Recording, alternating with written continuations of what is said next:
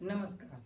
मैं करुणा भारद्वाज आज आपके सामने व्याकरण का जो टॉपिक लेकर आई हूँ, वाक्य भेद अर्थ के आधार पर। ये कक्षा 9 सीबीएसई कोर्स आ में तो है ही, अन्य प्रतियोगिता परीक्षाओं में भी है, जो भी प्रतियोगी परीक्षाएं उनमें है, और कक्षा 8th में भी है ये।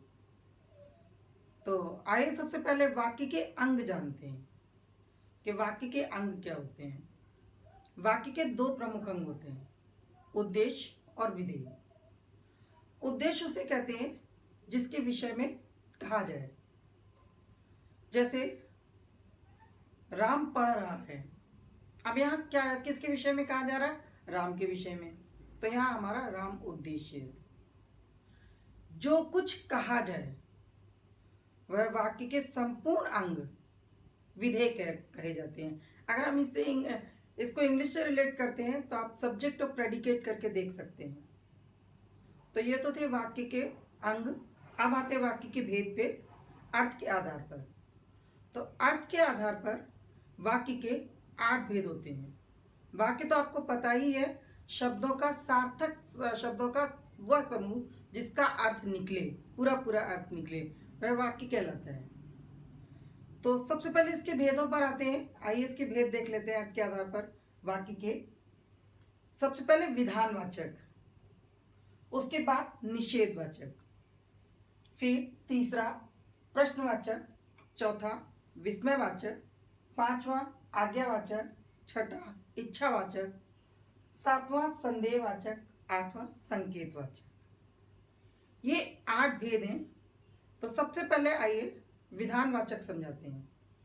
विधानवाचक वाक्य वो होते हैं जिनमें सामान्य रूप से बात कही गई हो, यानी सामान्य कथन हो, वो विधानवाचक वाक्य होते हैं। जैसे हमने यहाँ उदाहरण भी दिया हुआ है, जब कोई कथन या कोई बात सामान्य रूप से कही जाए तो विधानवाचक वाक्य होता है। जैसे सूर्य पूरब में उदय होता है, ये एक सामान्य सी बात है।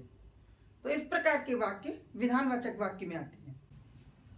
निषेधवाचक वाक्य, जिन वाक्यों में क्रिया का निषेध होता है, अर्थात जिन वाक्यों से यह प्रकट होता है कि क्रिया नहीं हो रही है, वे निषेधवाचक वाक्य कहलाते हैं।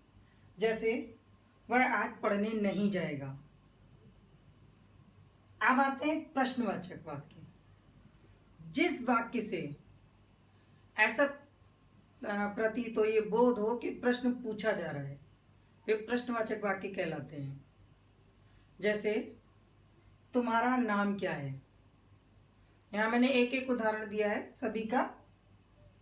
विस्मयवाचक, विस्मयवाचक उन वाक्यों को कहते हैं जिससे किसी भी प्रकार का आश्चर्य, चाहे वो सुखद हो या दुखद हो, हर्ष, शोक या प्रसन्नता प्रकट करे, इस प्रकार के वाक्यों को विस्मयवाचक वाक्य कहते हैं।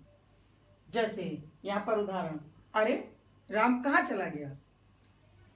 आज्ञावाचक, जो वाक्य किसी कार्य को करने की अनुमति या आज्ञा देते हैं, वे आज्ञावाचक वाक्य कहलाते हैं। जैसे तुम अपना पाठ याद करो। इच्छावाचक, जब हम कोई भी किसी को आशीर्वाद देते हैं, कोई इच्छा प्रकट करते हैं या किसी को शुभकामना देते हैं, तो इस प्रकार के वाक्य इच्छावाचक वाक्य कहे जाते हैं। जैसे ईश्वर करे आप शीघ्र स्वस्थ हों। इसके साथ ही आप इनके विराम चिन्हों पर भी ध्यान दें। प्रश्नवाचक चिन्ह का विराम चिन्ह प्रश्नवाचक है। आप विस्मयवाचक में देखें, इसमें एक्सक्लेमेटरी साइन है, संबोधक चिन्ह जिसको हम बोलते हैं। तो चिन्हों पर भी विशेष ध्यान दें, विस्मयवाचक में, प्रश्नवाचक में, इन दो वाक्यों में विशेष रूप से। संदेहवाचक वाक्य है, जब किसी कथन के द्वारा संदेह प्रकट हो, ये पता ही न चले कि काम हुआ है अथवा नहीं, शंका या संदेह का बोध हो, तो वे वाक्य संदेहवाचक वाक्य कहलाते हैं। जैसे शायद वह कल बीमार था। यहाँ कोई निश्चित पता नहीं है, एक संभावना प्रकट की जा रही है, एक अंदाज लगाया जा रहा है। संकेतवाचक, संकेतवाचक वाक्य उन्हें कहते हैं जब एक क्रिया दूसरी क्रिया पर निर्भर रहती है। ऐसे वाक्यों को संकेतवाचक वाक्य कहते हैं। जैसे यदि तुम बुलाते तो हम आते, यानी पहली क्रिया बुलाते, दूसरी क्रिया आते, तो पहली क्रिया पर निर्भर है हमारी दूसरी क्रिया। अब आइए, यहाँ हमने एक वाक्य लिया है, उसी को सभी प्रकार के वाक्यों में बदल के दर्शाया है। जैसे हमारा पहला सामान्य कथन है, मीना नवीं कक्षा में पढ़ती है।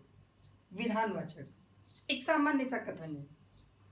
मीना नवीं कक्षा में नहीं पढ़ती है, यानी क्रिया का निषेध है, तो ये निषेधवाचक। क्या मीना नवीं कक्षा में पढ़ती है, यहां हमने प्रश्न किया है, तो हमारा प्रश्नवाचक है।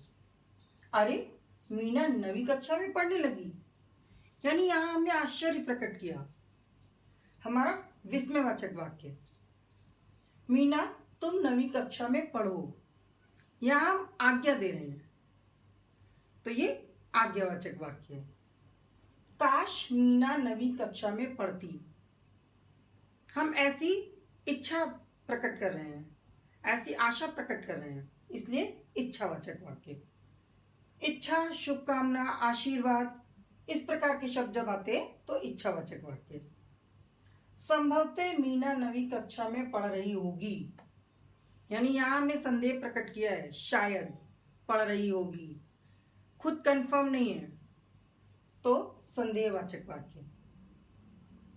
अब आखिरी देखिए, अंतिम वाक्य, यदि अनुमति हो तो मीना नवीं कक्षा में पढ़े। यहां नवीं कक्षा में पढ़ती तब पढ़ती यदि अनुमति होती, तो हमारी दूसरी क्रिया पहली क्रिया पर निर्भर है। जब इस प्रकार के वाक्य होते हैं तो संकेतवाचक वाक्य होते हैं। ये थे अर्थ के आधार पर वाक्य भेद। अगर आपको इनकी व्याख्या अच्छी लगे तो हमारे चैनल को लाइक करें, शेयर करें और सब्सक्राइब करें। धन्यवाद।